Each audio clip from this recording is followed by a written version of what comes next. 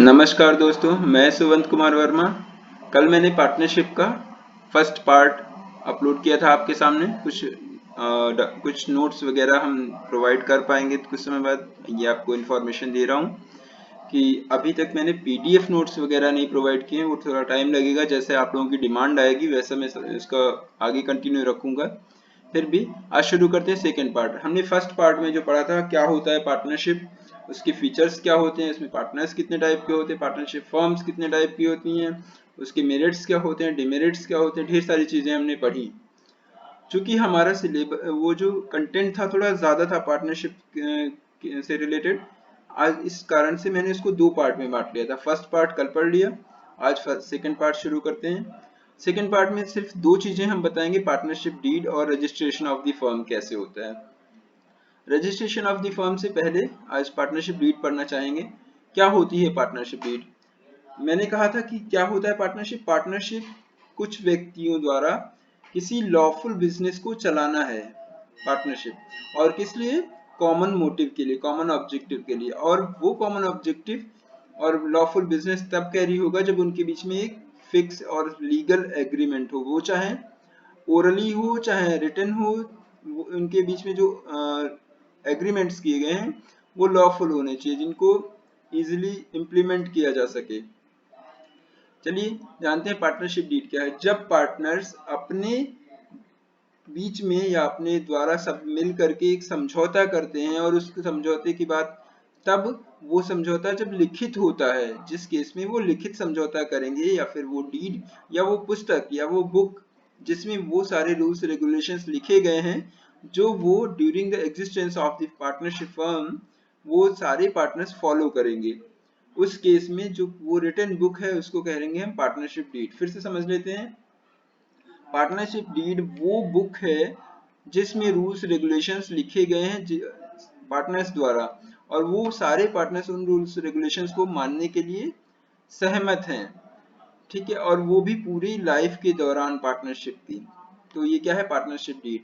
अगर simple words में बोले तो पार्टनरशिप डीड वो बंडल है रूल्स रेगुलेशंस का जिसे सारे पार्टनर्स फॉलो करने के लिए सहमत हुए हैं, और ये लिखित डॉक्यूमेंट रहेगा। ध्यान रखिए। अब इस डॉक्यूमेंट में क्या क्या चीजें इंक्लूड होती हैं वो देख लेते हैं। नेम ऑफ फर्म क्या है, उस फर्म का जो बिजनेस है वो किस नेचर का है, लोकेशन क्या है उस बिजनेस की, ड्यूरेशन ऑफ बिजनेस क्या है, हो सकता है वो पर्टिकुलर पार्टनरशिप हो जो कि फिक्स टाइम के लिए शुरू की गई है। हर पार्टनर ने कितना कितना पैसा लगाया है उस फर्म में, उसका भी पता होना चाहिए, उसमें लिखित होना चाहिए। प्रॉफिट एंड लॉस किस रेशियो में डिस्ट्रीब्यूशन किएंगे, मतलब P profit and loss ratio क्या होगा। ड्यूटीज और ऑब्लिगेशंस क्या होंगी पार्टनर्स पे, कौन से ऐसी ड्यूटीज हैं जो पार्टनर्स अपने ये एज्यूम करके चला जाएगा कि पार्टनर उस ड्यूटी को अपने आप ही फॉलो करेगा बिना कहे, और ऑब्लिगेशंस उन पे क्या क्या होंगे।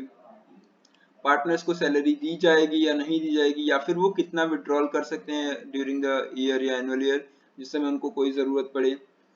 और किस टाइप से गवर्न किया जाएगा जब कोई नया पार्टनर एडमिशन ले रहा होगा या पुराना पार्टनर रिटायरमेंट ले रहा होगा या एक्सपल्शन ऑफ अ पार्टनर हो रहा होगा, उस केस में टर्म्स कंडीशंस क्या होंगी।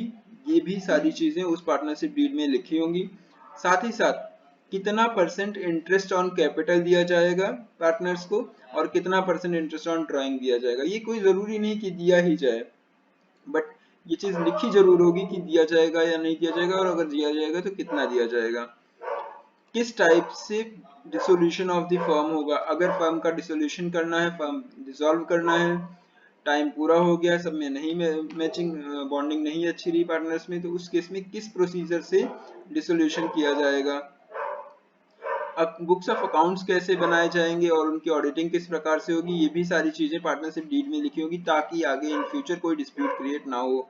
और अगर कोई डिस्प्यूट क्रिएट होता है इन ऊपर दिए गए पॉइंट्स पर, तो उस डिस्प्यूट को कैसे सॉल्व करेंगे वो भी बात लिखी होती है। पहले से डिसाइडेड होता है कि कैसे कोई डिस्प्यूट सॉल्व किया जाएगा। अगर अब देखते हैं कि कहीं कहीं हमने बोला कि पार्टनरशिप डीड क्या है, एक लिखित डॉक्यूमेंट है जिसमें रूल्स रेगुलेशंस लिखे गए हैं, और उन रूल्स रेगुलेशंस को नीचे दिए गए ये जो टर्म्स मैंने बताया ये सारी चीजें लिखी गई हैं, और इन सारी चीजों पर सारे पार्टनर्स की आम सहमति बनी हुई है और इस आम सहमति को वे बनाए रखेंगे जब तक पार्टनरशिप एग्जिस्ट करेगी।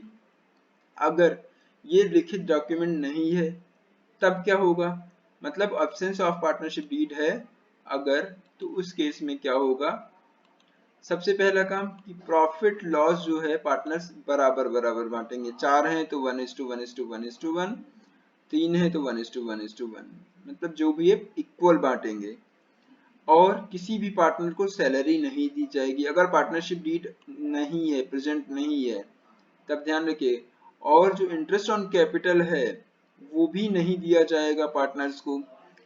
ड्राइंग पर इंटरेस्ट भी नहीं दिया जाएगा। बट अगर कोई पार्टनर पार्टनरशिप फर्म में extra capital in the form of loan के तौर पे लगाता है तो उस पे उसे 6% का इंटरेस्ट मिलेगा फर्म की तरफ से। समझ गए क्या पढ़ा हमने? हमने पढ़ा कि पार्टनरशिप डीड क्या है। पार्टनरशिप डीड लिखित समझौता है जिसमें कुछ पॉइंट्स लिखे गए हैं जो मैंने ऊपर बताए हैं, ये सारी चीजें, और इन पे सारे पार्टनर्स की आम सहमति बनी। उसके बाद में पार्टनरशिप फर्म एग्जिस्ट करी। अब देखते हैं, और फिर हमने देखा कि एब्सेंस ऑफ पार्टनरशिप डीड में क्या क्या रूल्स लागू होंगे। उसमें सिर्फ एक चीज याद रखिए कि इंटरेस्ट ऑन लोन 6% अलाउ किया जाएगा, उसके अलावा कुछ भी नहीं दिया जाएगा, चाहे सैलरी हो, कमीशन हो, जब तक लिखित नहीं होगा तब तक इन चीजों पर अमल नहीं किया जाएगा। आइए जानते हैं रजिस्ट्रेशन ऑफ द फर्म क्या है। तो मैंने कल पढ़ाया था, आपको याद होगा पिछले वीडियो में मैंने क्या कहा था। मैंने कहा था कि पार्टनरशिप फर्म में रजिस्ट्रेशन ऑप्शनल होता है। वो डिपेंड करता है पार्टनरशिप फर्म के पार्टनर्स पे कि वो अपनी फर्म का रजिस्ट्रेशन करवाएंगे या नहीं। लेकिन एक फर्म ऐसी थी, लिमिटेड पार्टनरशिप फर्म, जिसमें कम से कम एक पार्टनर जो होता था अनलिमिटेड लायबिलिटी रखता था, बाकी सब पार्टनर लिमिटेड लायबिलिटी रखते थे। उस फर्म को रजिस्ट्रेशन करवाना कंपलसरी किया गया है। लेकिन बाकी सब फर्म, चाहे वो जनरल फर्म हो, कुछ भी हो, अदर फर्म्स जितने भी टाइप्स की हैं, कल पिछले वीडियो में मैंने पढ़ाया, देखिएगा, उन सारी फर्म्स को ऑप्शन दिया गया है कि वो चाहें तो अपनी फर्म का रजिस्ट्रेशन करवाएं रजिस्ट्रार ऑफिस में, चाहें तो वो ना करवाएं। लेकिन अगर वो फर्म का रजिस्ट्रेशन नहीं करवाते हैं तो उस केस में कुछ कॉन्सिक्वेंसेस होते हैं। वो कॉन्सिक्वेंसेस जो बेनिफिट नहीं, डिफरेंट बेनिफिट्स जो हो सकते हैं रजिस्ट्रेशन के बाद, वो नहीं मिल पाते पार्टनर्स और पार्टनरशिप फर्म को। वो कौन कौन से हैं आइए जानते हैं। अगर कोई पार्टनरशिप फर्म रजिस्टर्ड नहीं है तो उसके पार्टनर में अगर कोई आपस में डिस्प्यूट हो जाता है तो एक पार्टनर दूसरे पार्टनर्स के अगेंस्ट मुकदमा दायर नहीं कर सकता क्योंकि वो फर्म रजिस्टर्ड नहीं है। क्लियर? आगे चलते हैं। अगर फर्म किसी पार्टी थर्ड पार्टी के अगेंस्ट मुकदमा दायर करना चाहे कि उसके साथ ये एग्रीमेंट किया गया था और उस एग्रीमेंट को फॉलो नहीं किया थर्ड पार्टी ने, तब फर्म चाहे कि उस थर्ड पार्टी के खिलाफ मुकदमा दायर करे तो वो ऐसा नहीं कर सकती क्योंकि वो फर्म अनरजिस्टर्ड है। अगर फर्म किसी भी अपने ही फर्म अंदर की पार्टनर पर मुकदमा दायर करना चाहे, अब ऐसा कैसे हो सकता है, क्योंकि यहाँ पर सेपरेट लीगल एंटिटी कॉन्सेप्ट लागू होता है। अगर वो फर्म अपने किसी अंदर के पार्टनर को, जो उसके पार्टनर्स हैं फर्म के, अगेंस्ट कोई मुकदमा दायर करना चाहे तो नहीं कर सकता क्योंकि वो फर्म अनरजिस्टर्ड है।